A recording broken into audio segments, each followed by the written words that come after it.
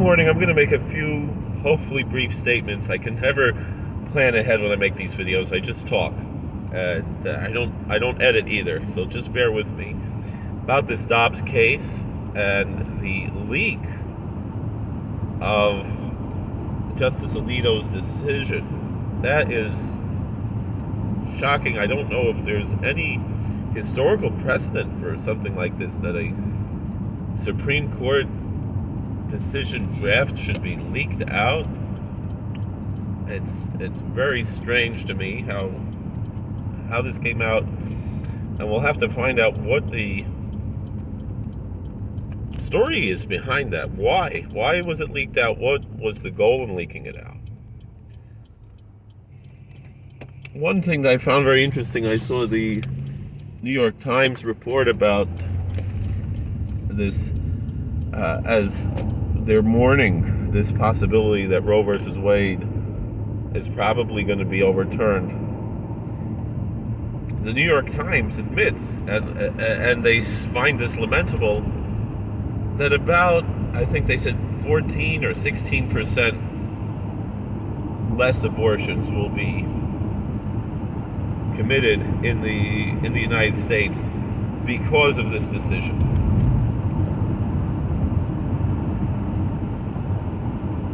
So this isn't the apocalypse that the left, in the eyes of the left, of that the going back to back alley abortions, or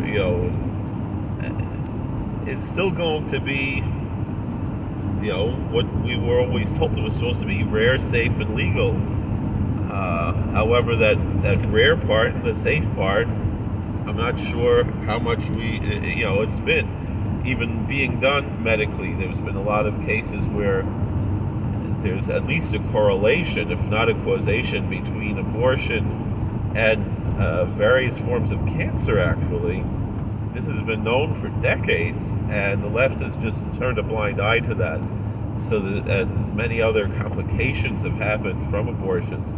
So the safety issue is still something that is not so simple. The rarity, of course, is not simple.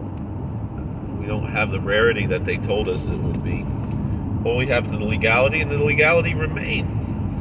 It's just that the question is that possibly could some states choose to regulate more or less. Now, I've seen some people ask, could the federal government make legislatively a right to an abortion? This is a very fascinating question. How would they go about that exactly? Meaning, can you legislate something that's essentially negative? Could you theoretically legislate from the federal government that no state shall limit abortion? I'm not sure exactly how that would work. How would that?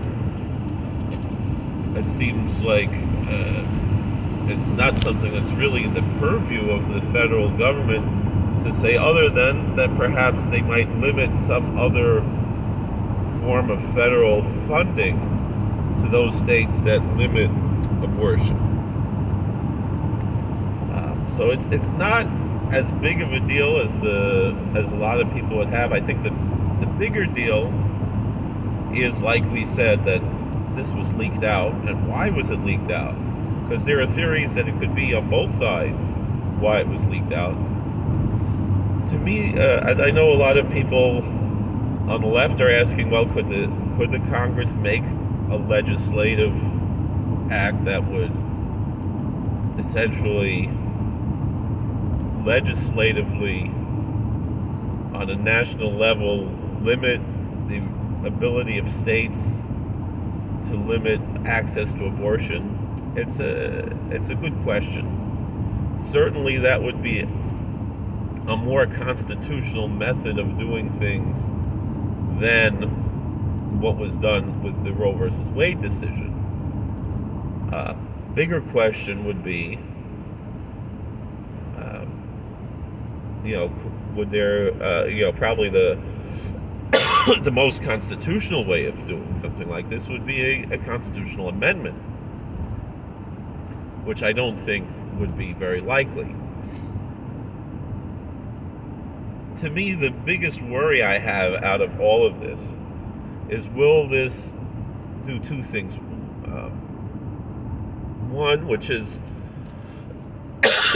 not as much of a worry as it is, because especially considering that what they have now, if there is a legislative way of accomplishing things, meaning will the Congress wait, while they have, both houses and they have the presidency, will they wait till November just to make it an issue in the elections? I doubt that. So will it therefore be, if there is some way for the Congress to do something, will that therefore be a way to get people to rally behind the Democrats?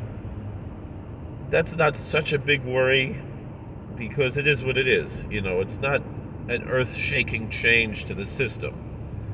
The bigger worry that I have, and I think that we should all have, as far as this is concerned, is, will they accomplish that which FDR wanted to and was unable to, is court packing? Will they be able to add seats on the Supreme Court? That is something I'm certainly very frightened of, even though it would be constitutional, most likely, to do such a thing. There's a lot of precedent of why we would not do this. And is this a way will this do much more damage than it will help? Meaning, because, like we said, the actual impact on what we could call the abortion industry, or I really say it's the eugenicist industry, will be minimal. Of course, any life that could be saved by this should be, and nobody is talking about making abortion illegal. I don't really even call it abortion. I call it the incidental termination of a pregnancy when medically necessary. Nobody's talking about eliminating that. I see a lot of the liberal Jewish groups, this is horrible, this is an attack on Judaism. Well, there's nobody is saying the only time where Judaism, discusses abortion as being some kind of a requirement is to save the life of a mother, and that's something that, as far as I know, although I might be misinformed, this is what I was always told, that that's a difference between the Catholic doctrine, which does not allow even for the life of the mother, and most Protestants and Jewish and Muslim views, is that when it's for the life of the mother, certainly in Judaism, the opinion that has been, there were two opinions about this in the Talmud, but the opinion that gained the most traction and is that in order to save the mother's life, as long as the baby the head didn't come out, or 51% of the body didn't come out. So in the case of a lot of these partial birth abortions, a lot of those violate that and would actually be considered murder in the views of Judaism. And we know a lot of poskim say that the abortion on demand could be considered a form of murder, even though it's not capital murder. And again, there's a discussion in two different ways in the poskim. There's a Shelas Yavitz that points to even allowing abortion in the case of mamzerus, and they have a discussion of that based on actually a tshuva from my holy Zayda, the Chavas Yorer, which I think think that particular tshuva has been abused and misunderstood. I know the Rabbanut in Israel, they point to that tshuva as why abortion is legal in Israel. But it's very much misunderstood, misinterpreted, as a lot of the tshuvas from the Heilige Zayda, the Chavas Yor are. You often hear people say, "Oh, the Chavas Yor was against studying Kabbalah." Where if you read that tshuva, you see his understanding really is that he was against studying Kabbalah intellectually, in a scholarly manner. He supported studying Kabbalah devotionally, as a spiritual pursuit, as a meditative practice, and things like that. These are various things that we can discuss in both ways. So in any event,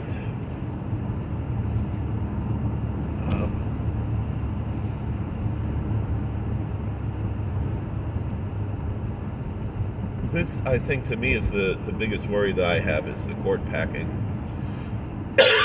It's certainly something that they've wanted, and I remember Glenn Beck and others have said, well, if we can, people, Glenn Beck, Shaw, and Patton too, I remember saying, if we can get Roe turned over, it's a valid sacrifice for us to lose an election or so forth. But I think, if that means that, if we did this good, our disappointment of that this will help the Democrats win the next time, it's worth it. But the thing is again, the actual impact will be extremely minimal, and I'm thinking that if the New York Times said it, I think they said 16%, I think it'll actually be much less than that. And they would have reason to inflate the numbers, and if that's the biggest number they could get, is 16% fewer abortions than currently now, I'm imagining it's probably going to be much, much less than that. So, is that worth it for us to, first of all, the damage that the Democrats have been doing, if they have another 2 years of majority in the Congress and the Senate, I think it's very, very dangerous to America. And this idea of court packing, again, I've watching this guy who's occupying the White House. I feel he's very much cosplaying that he's FDR. He's making a depression. He's trying to make a world war. And if he can accomplish what FDR couldn't, of the court packing, he would feel, I think, very vindicated. I don't believe this idea that a lot of people say that he's stupid, that he's cognitively impaired. I think he's actually, there's a form of Japanese martial arts where you make yourself look like a dummy, and that it's actually a way to do the most damage by looking stupid. I forgot what it's called, but there's discussion of the character of Jar Jar Binks, the Darth Jar Jar theory. If you are a fan of the Star Wars lore and want to try to figure out who is this character of Jar Jar Binks that everybody hates so much, and that some were saying that even though it turned out not to be like that this Snoke was actually Jar Jar Binks, and that the method George Lucas used a lot of martial arts and Japanese culture in forming the Star Wars lore. So again, I don't remember what it's called, but you can look up those videos. They talk about that, and that's what I really think this Biden is doing. I don't think, even Harris also, I think they're much more shrewd, much more dangerous than we imagine. So, but with that being said,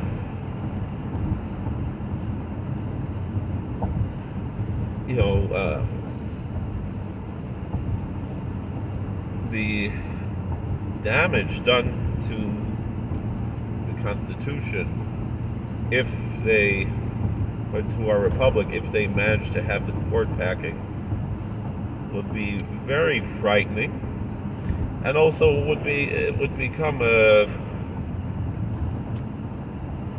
endless spiral, meaning it's never going to end, because eventually the Republicans will be back in power. And so like if the Democrats add 2 seats and we have 11 people on the bench, if you can't have it Besden Shuckle, right? You can't have it be equal. So they'll add 2 more. So then whatever it is, most likely, I'm thinking, if they do something like that, most likely, if they can't get away with cheating again in 2024, meaning once the new administration comes in 2025, well, then we'll have, they'll put 2 more, and then we'll have 13, and then when the Democrats get back, and we'll have 15, and then eventually we'll have like 101. We'll wind up eventually, in not too long of a time, having more Supreme Court justices than senators. This could also be a reason why they might push to add more states and so forth, and try to solidify their power. But I don't think, even as much as they could do that, I don't know if it would last forever. Could, but I don't know. So, with all that being said, also, I think one more point I just want to bring up is that the most egregious part of the abortion industry is the racial aspect, the eugenicist aspect that I mentioned before. I really call it Planned Parenthood, and I put emphasis on the hood. They're a racist organization. There's constant discussion about how,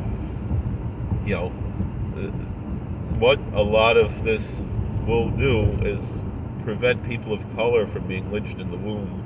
I know they call it something else, but this is something that we have to discuss, is how there is a racial component to all of this, and that the first thing, that when Texas made this law, that is part of where this case is coming from, is that part of it has to do with that this guy who's occupying the White House, the former senator from Delaware, he said that people of color won't have access to these methods of lynching babies. And so all these people say, oh, the parties flipped. They didn't flip. The Democrats are still the racists they've always been, and they are obsessed with lynching black babies in the womb, with committing a genocide against the black race. That is what this is really all about when you get to the core of it. Now, I'm not saying that all people who talk about this, that is what's on their mind, obviously, because they have been brainwashed. That's something else. But nobody is saying just let women die if they have a difficult childbirth, and their lives could be saved with an incidental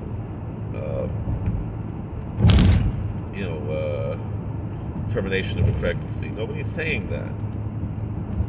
So the women's lives are not in danger with this, and and the truth is, a lot of these organizations, if they have money and so forth, they can sponsor to bring a woman to another state,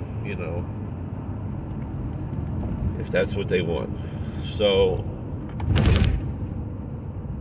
there's ways that I really think the impact is going to be minimal as far as what is going to change in the abortion industry. But I'm very frightened, again, of the court packing. And the truth is, to have 2 more years of Democrat control of Congress will be tremendously damaging to the world, not just to America, but to the world. I mean, we see all the horrors that have happened over the last just about 2 years. You know, what happened in Afghanistan, what's happening now in Ukraine, and all these liberals who put on the Ukrainian flags on their Twitter handles, yet they support Joe Biden. This would not be happening if President Trump were still in his rightful place in the White House. You know, and I don't understand how anybody thinks that Putin prefers having Donald Trump over Biden or Clinton or Obama. I mean, Obama himself told Putin's people, just wait for the re-election and I'll do what Vladimir wants. So the whole thing is it's a non sequitur. Thank you for watching. God bless. Please like, share, and subscribe, comment, and we'll see you later.